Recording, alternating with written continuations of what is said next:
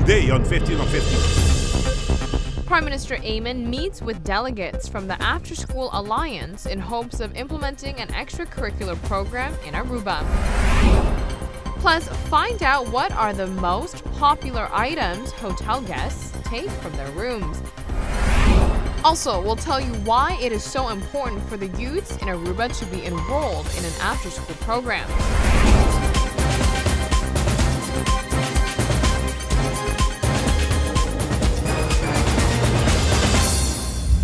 Thank you for joining us. I'm Yentl Lieuw. After-school extracurricular activities help students to further develop certain skills. Meanwhile, it occupies their time. After-school programs are very popular across North America, and Prime Minister Mike Ayman is hoping to implement this system on the island. Prime Minister Mike Ayman is currently in the United States. He met with the After School Alliance delegation to see how to go about adopting the program in Aruba. In Aruba, other than in the United States, afternoon school programs don't exist yet for secondary school. We have it for elementary school. It's very successful for the elementary school.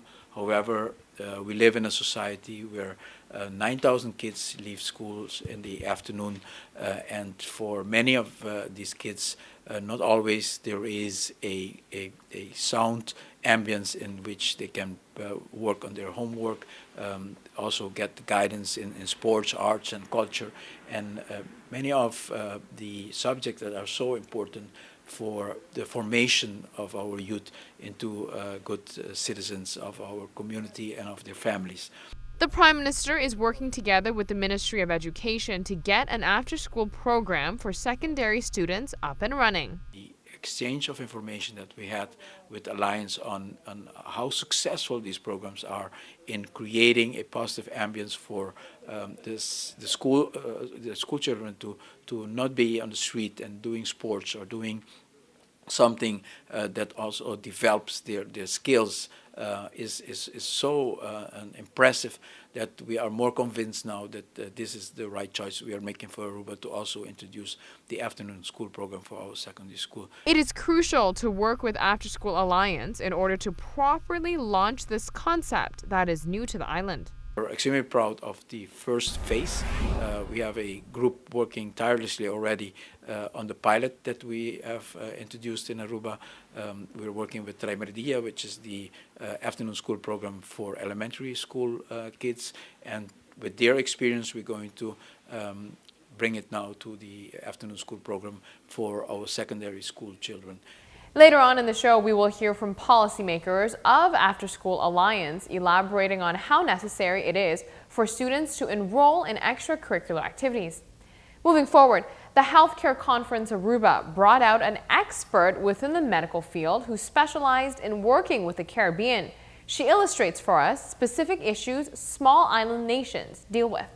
If you have a small population and overall your income is smaller, and if you wanted to have health care to invest, for example, building the hospitals, have more sophisticated technology, it's a high investment, and per population, per capita, it become very expensive. And you cannot really have every services being offered in the island. First of all, it's economically not viable. You can't sustain because it will take a lot of resources to sustain, high-tech CT scan and the PET scan, where you have very few patients that need that. Local and international participants of HCCA were informed on another problem small countries such as Aruba may face, and that is the lack of experts within certain medical areas. Reason being, there aren't enough patients to help those physicians maintain their skill set. Secondly, also, technologically, you cannot really attract every profession in the medical field to have a specialist to be in the island to provide services, because they will not be able to see enough patients to maintain their skill. And also from patient point of view, you also want a doctor have enough experience. For example, the heart surgery, you do not want to go to the doctor only operate once a year or twice a year. You want to have enough experience and the skill to treat you. On that note, we'll be right back. Stay with us. Water can directly correlate to your weight loss process.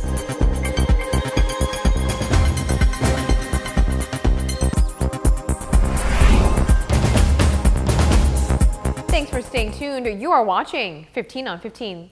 Many of us are culprits of taking a little extra from hotel rooms. A new study shows us just what it is hotel guests love to take the most. A study involving 5,000 hotel guests across 28 countries found toiletries to be, of course, the number one thing that are taken from hotel rooms. But toiletries are included, so let's see what are the other extras that we take with us. Stationery came in at the top. Notepads, pens, no matter how cheap they are, 20% of the hotel guests studied have stolen pens and papers from their rooms. We also love to take slippers. 12% say they take the slippers with them before checking out. Perhaps one of the most surprising thing is the key cards that get stolen from the hotels. 10% say for whatever reason they want those key cards. When it comes to which country steals the most, the honor goes to Argentina, and the country that takes the least is apparently Colombia. Let's face it, ladies, even if she is your best friend forever, there is still some sort of rivalry and competitiveness going on. And this new study is Exhibit A. 62% of women think they are prettier than their best friend. Every woman should think that she is pretty. After all, if you don't toot your own horn, who will? But new research found that most of us don't need to be convinced of our own hotness. We already think that we are prettier than our best friends. According to a survey of more than 3,000 people, 62% of women think they are more attractive than their BFF, and apparently we get more confident in our looks as we age. The survey also discovered that 40-somethings have the most confidence, with 64% of them saying that they are better looking than their best friend. So is this a good thing or a bad thing? On the one hand, yay for self-confidence. On the other hand, we cannot possibly all be prettier than our best friends. So psychologists say it is all about perception. We typically see our friends as they really are, but have a skewed perception of our own appearance. Moving on to your health, we have the answer to the age-old question of whether or not water can really help you lose weight. Experts and nutritionists say water doesn't directly affect weight loss. However, water consumption is directly correlated with weight loss. Water does not have some magical property that burns fat, but it definitely can help you with your weight loss efforts. First off, staying hydrated could help you avoid overeating. A lot of people confuse thirst for hunger, so people will tend to eat rather than drink water. Now, if you are craving a midday snack and want to make sure your pangs are caused by hunger, not dehydration, have a glass of water first, then see if you are still hungry 30 minutes later. Here's something good to know. To make sure you are getting enough H2O in general, the key is your pee. I'm being serious here. You want it to be a pale yellow.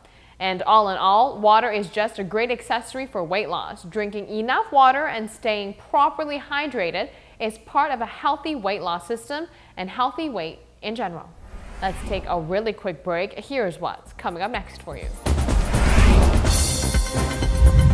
When we come back, we learn why Aruba needs after-school programs.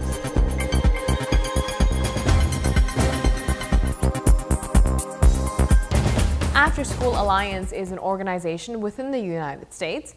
According to them, there are 26,000 after-school programs in the U.S. On any given day, more than 10 million students in the country are in those programs. But the reality is there's twice as many students who want to be enrolled, but there just isn't enough space or classroom. Here's why keeping students engaged in a classroom after school hours is so crucial. Those who are part of the After School Alliance say it is important to keep students occupied.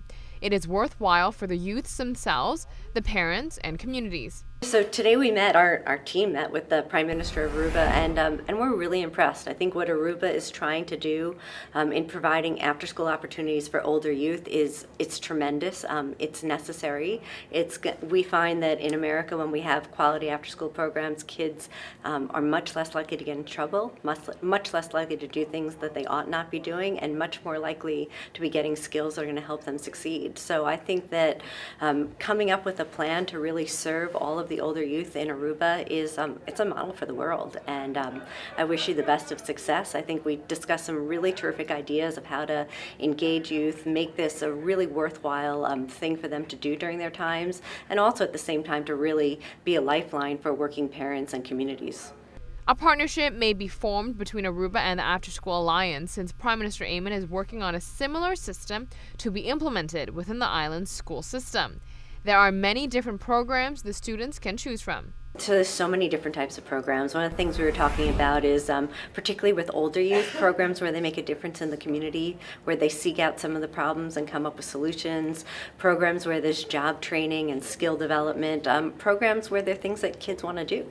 So whether it's making movies, whether it's doing theater, whether it's doing robotics or coding, really listening to the youth, finding out what are the kinds of things they want to do after school, and then finding ways to make that happen.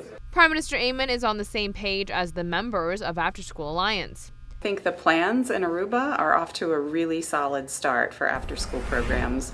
Many of the characteristics of programs that he described wanting to implement were right in keeping with what we think of as promising practices here in the United States. So really looking for youth voice in the development of the program, lots of options for youth in terms of the kinds of educational experiences that they'll get in the after-school hours, and the voluntary nature of programs are very much in keeping with the approach to after school that we have here in the United States. Jennifer says Aruba can come up with specifically tailored programs that suit the youth of Aruba. I think there could be some great opportunities for cooperation across Aruba and the United States. We have folks who have been providing professional development for staff who would be interested in sharing many of their resources and tools.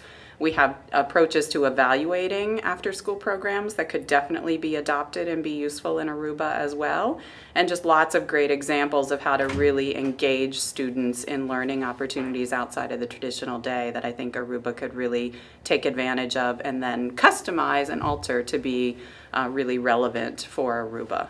It's good to see that Aruba could soon be implementing this extracurricular activity system. Thanks for being with us today. Join us again tomorrow night at 7:15 p.m. on Channel 15 ATV for another great lineup of topics. We will see you then.